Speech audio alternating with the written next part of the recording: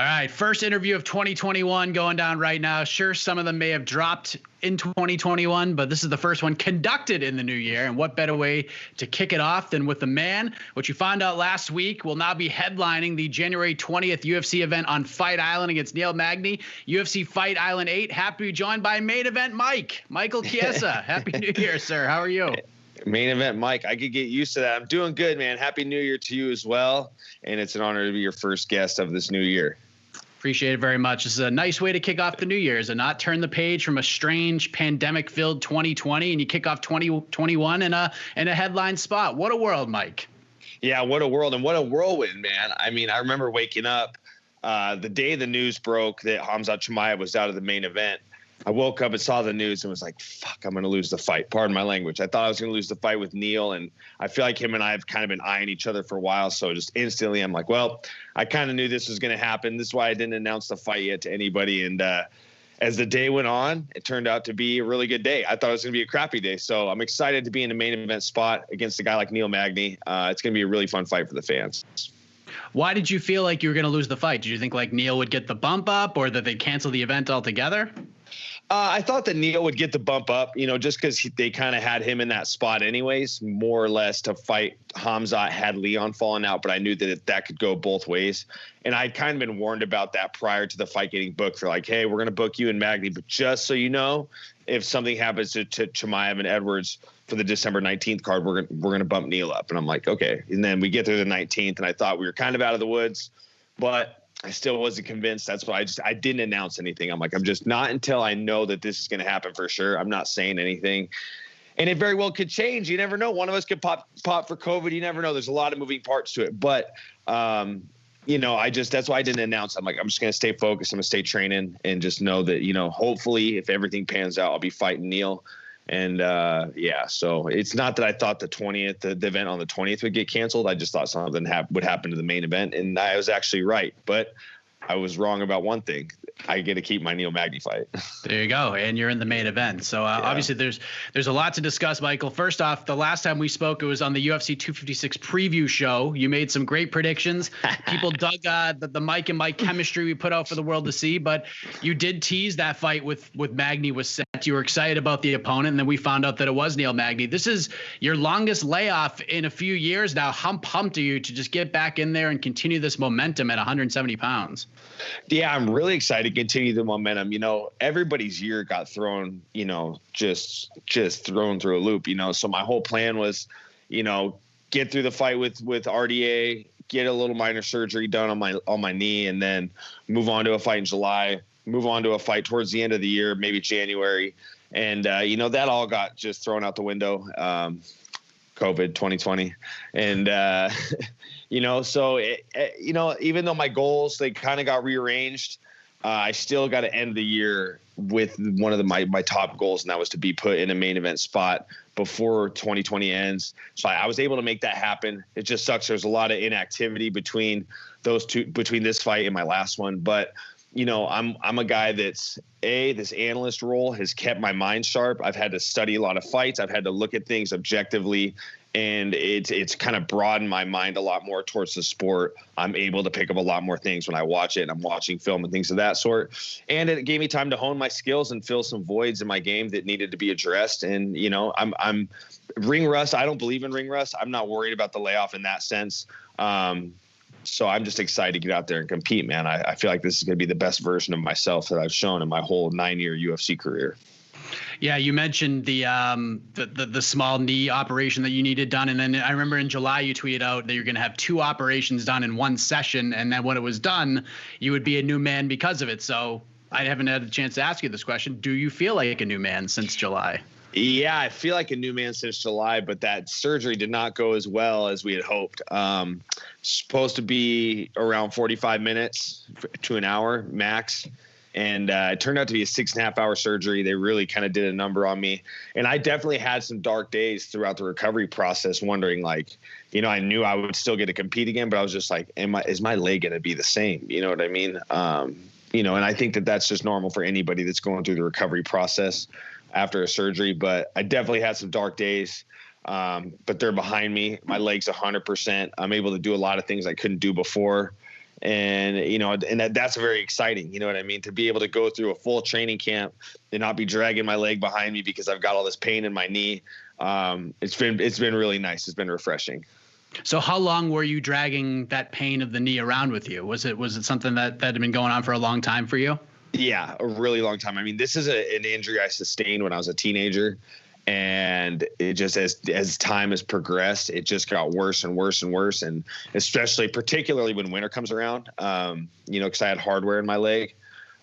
So it's just like the winter before that, man, I just remember coaching, I coach high school wrestling, or at least I used to. I'm not coaching it this last year, obviously, but particularly when wrestling season would come around and I'd be on my feet for 3 hours coaching, just standing there. By the time practice would get over, man, I would literally be dragging my leg like a peg leg, almost like I got like my leg is dead, so it's something that was progressively getting worse, and I was just able to tough it out over the years. But, it just getting to the point, like I got to become a championship caliber fighter, and I have skills, but I have the skills to do it. But I have little things like this injury that I keep fixing, that's going to hold me back from getting to my ultimate goal. So I just had to just bite the bullet, get the surgery done, deal with the recovery time.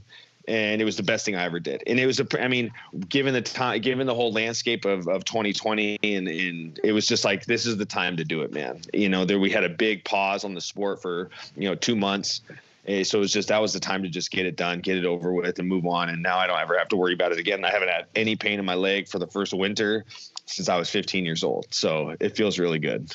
That's amazing. So this is going to be your first main event as a new man on two good legs. First one since July 2018 for the Kevin Lee fight. Of course, the build up for that fight was mostly because of that press conference earlier in that year. And, Neil's a confident guy. He's a really good fighter, but it has to feel pretty good knowing that this time around for this main event, this can be built solely as a pivotal matchup in a loaded division and not any of the other kind of tomfoolery. Is that accurate? Yeah, dude, it's 100% accurate. And look, Neil's got great skills and he's a good man. And these are the guys I want to compete against. I did the whole press conference thing. I've done the trash talking stuff. It's just not who I am. And that doesn't mean that, any fight thereafter, after this Neil Magny fight, I could get pitted against a guy that's going to talk trash, and that's all fine and dandy, but I don't engage in that anymore. That's just not who I am. But it's always nice to go out there and compete against a guy that you have a lot of respect for, and is just a good all-around human being and is a good athlete. I feel like that makes for fireworks as well. You don't have to hate the guy to put on a great performance. You know what I mean? And I know Neil's going to bring it, and I feel like there's a lot of things in our skill sets that cancel each other out and can make this fight really exciting for the fans. And it's just, he's a heck of a guy. I'm excited to compete against him. I'm excited to go 5 rounds with the guy. He presents great challenges, especially in this circumstance. This is a guy that trains at elevation. Neil's a 5-round fighter. He stepped up on 2 weeks notice, and fought Kelvin Gastelum in Mexico City at elevation and squeaked out a split decision win. The cards are in his favor if you look at this on paper for cardio, and I like the challenge. You know what I mean? This is what it's all about for me. I like challenging myself. And it's going to be a fun fight. So, I didn't hesitate when they called and said, "Hey, we want to put you in the main event." I said, "Deal, let's go." There's no questions to be asked. I'm just excited for the opportunity. Yeah, and listen, you've showed your ability to bring a strong pace in your last couple of fights too. You got to bring that kind of a pace when you fight a crazy man like Diego Sanchez, and you brought it the entire time. You didn't seem to waver at all. I know Neil's kind of a different beast. He brings the same energy in minute 1 as he does in minute 15, or in this case 25. Have you had to change things at all from like a strength and conditioning standpoint to prepare for a guy like Neil and what he brings to the table in that aspect? Well, given the short time, yeah, we'll make some changes through this last peak week. But for the most part, I was able to push a pretty hard pace at 155 pounds after these hard weight cuts, these hard weight cutting regiments and stuff like that. But yeah, we'll fine tune some things through this last week, but even before, so when Chimaev fell off, I went to Tucson to get some training in, with my teammate, Tyler, some other guys, go get some taller bodies. I'm like the tallest guy in my gym. A lot of the other guys are like around 6 foot. So I had to go find the guy that's 6'3". Found a couple of those in Tucson, Arizona. And I went to, before I knew I was in the main event, I was like, hey, we're going to adjust the sparring. I want to do 5 rounds today. You know, usually for all my grappling and my wrestling stuff, we do a ton of rounds. But, you know, for sparring, we spar hard. Don't take any more damage that's not necessary. So we always keep it within the parameters of the fight, 3 5-minute rounds.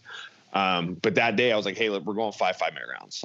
I want, just in case something happens, this is what I want to do. We did it, and I pushed a pace from bell to bell. So conditioning is not an issue. I'm on point. You know, what's 10 extra minutes? You know what I mean? Then when you break it down, you can't make it out to be more than what it is. And I draw a lot of inspiration from my colleague and my friend, Paul Felder.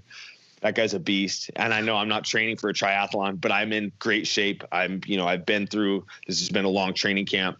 What's 10 extra minutes? If my guy, Paul Felder, can jump, not jump off the couch, but jump off the bike or the treadmill and go fight a 5-5-minute rounds against RDA, there's no reason why I can't go out there and do the same thing. You know what I mean?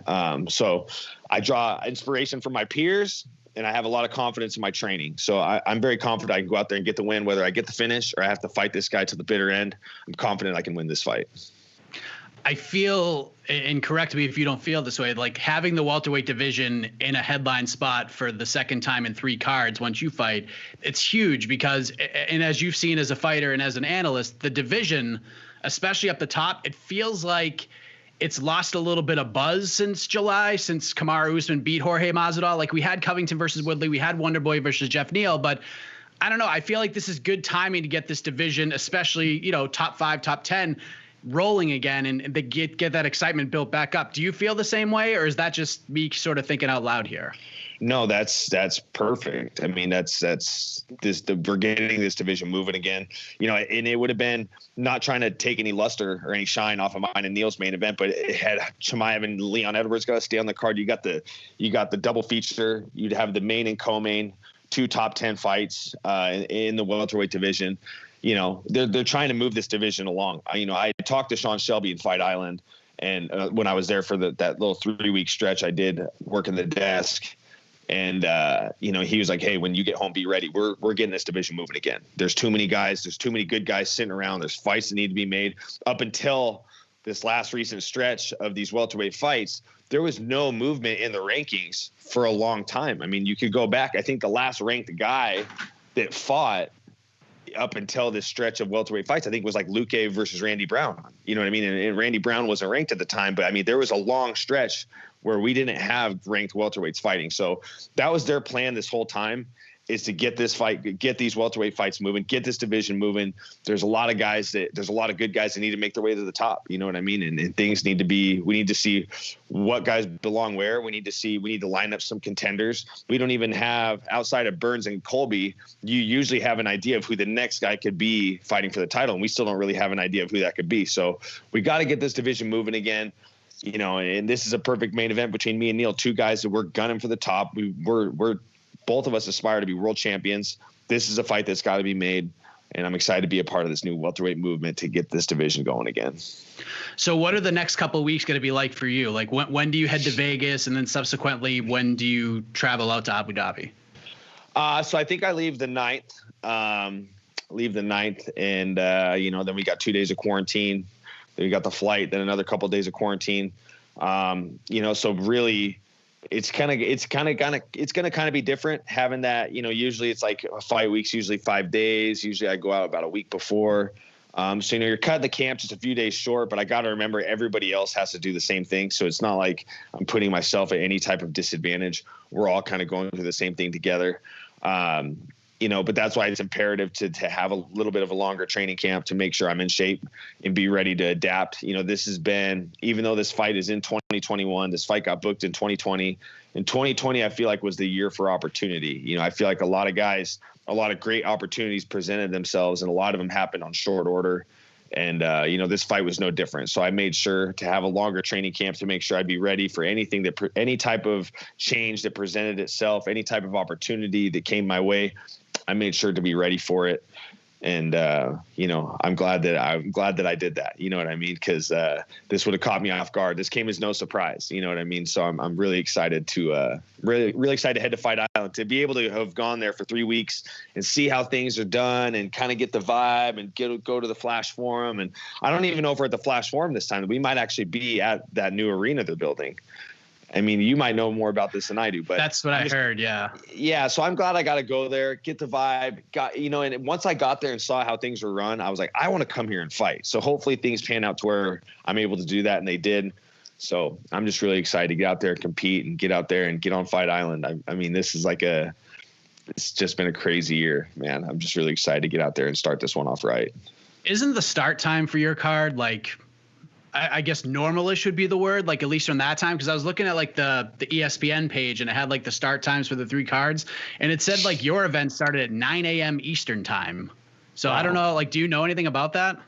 I haven't heard. I tried texting Dana and asking him about if there was going to be fans there or not, and I asked him that just to kind of get a read on what the time would be, because I would assume they're not going to have fans rolling in the door at 3 a.m. You know what I mean? So I'm not sure what the start times are, but I really, that stuff doesn't concern me, man. I don't really get too rattled about Ringrust or start times for fights. I mean, at the end of the day, it's you're either you're going to step up and do it or you're not, so it's I'm not too worried about the start time. It would be cool to have fans there, though. I think that'd be pretty sweet.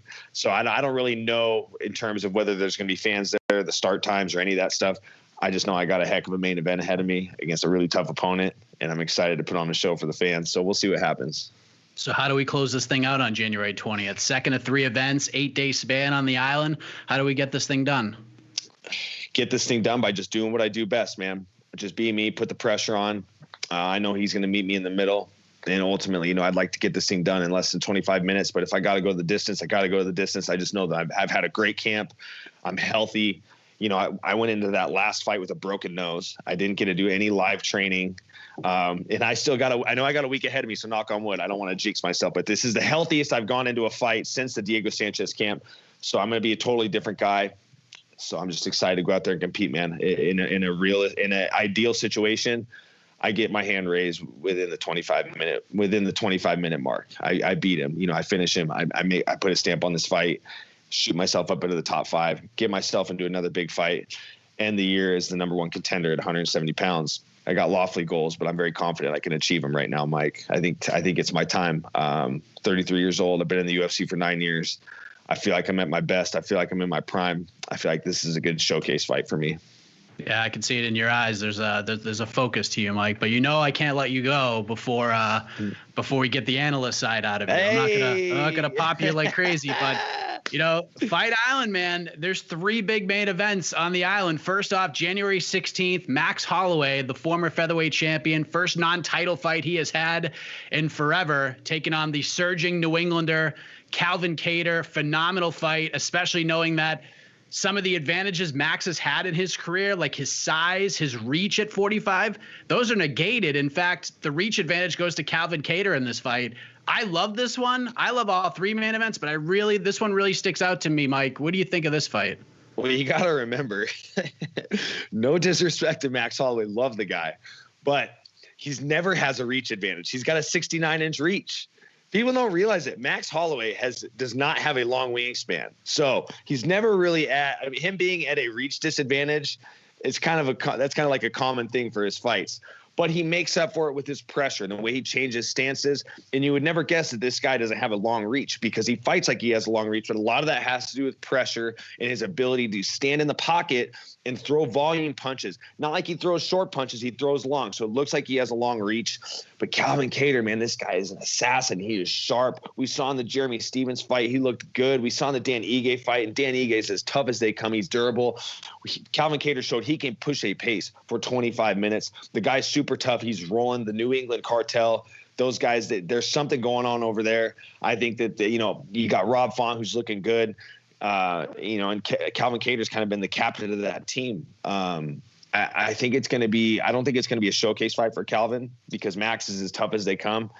But I feel like there's something in the air that Calvin Kattar does enough to get the job done. But with that being said, Max Holloway, he could show us that he really is one of the best to ever do it by going out and beating Calvin Kattar. It's tough to say. I feel like the odds are stacked against Max a little bit, and I don't think it's from a skill standpoint. I think maybe, I don't know how focused he is on wanting that fight, to get that fight back with Alexander Volkanovski, and in this sport, Mike, as from your side of things in the media, like, you have to be focused on the task at hand. You can't be focused on the fights that coulda, woulda, shoulda happened or shoulda went different or things of that sort. Those can come back to haunt you. So I would hate to see Max have this fight, have his performance be altered by the fact he's too focused on getting that third fight against the champion. So I'm slightly leaning towards Kattar in this fight, but I think it's going to be a striking extravaganza. Lots of boxing. It's going to be really fun. I'm excited for it. And then, of course, after you and Neil Magny do your thing, Conor McGregor and Dustin Poirier are going to lock horns again. Conor back after nearly the same layoff you've had, taking on a guy in Dustin Poirier who is a much different fighter than their first meeting. To be fair, both guys are. But, man, last fight on the island for January, what sticks out to you when these two high-level lightweights get after it? Well, one thing Conor's shown time and time again is this guy – the time off, he's going to show improvements. I mean, we saw him when he fought Cowboy Cerrone, just like came out with these shoulder strikes. He put a big stamp on the main event, finishing an ultra tough Cowboy Cerrone. But Dustin's a guy that he's shown his new wrinkles in his game through his performances. He's been a little more active than Conor. And I think that the move to 155 pounds has been good for his chin. I mean, everybody always wants to go back to that first fight and say, he got slept really fast and that's going to haunt him in his sleep. And it's going to come back to bite him in the butt in this fight. I just don't know if I truly believe that. I think, Conor's one of the best fighters we've ever seen in the octagon, arguably the best. But this guy, he's versatile. He's got underrated ground skills. I mean, you saw, if you go back and watch his fight with Khabib, he was able to defend takedowns. He was able to get back to his feet. He was able to do a lot of the things that Dustin couldn't. But this fight's not going to take place on the ground. These guys are going to fight on the feet. Dustin's shown a lot of new wrinkles in his boxing game. He's shown that his chin is not compromised. He can take a shot. And, and I think that maybe his activity could benefit him in this fight. And I think the longer the fight goes, the more it's going to benefit Dustin. If the fight's finished, it's going to be a Conor McGregor knockout. If this fight goes the distance, I believe Dustin Poirier gets his hand raised. With that being said, I believe that Dustin has what it takes to avoid the early onslaught from Conor and take this fight into deeper water and win a decision.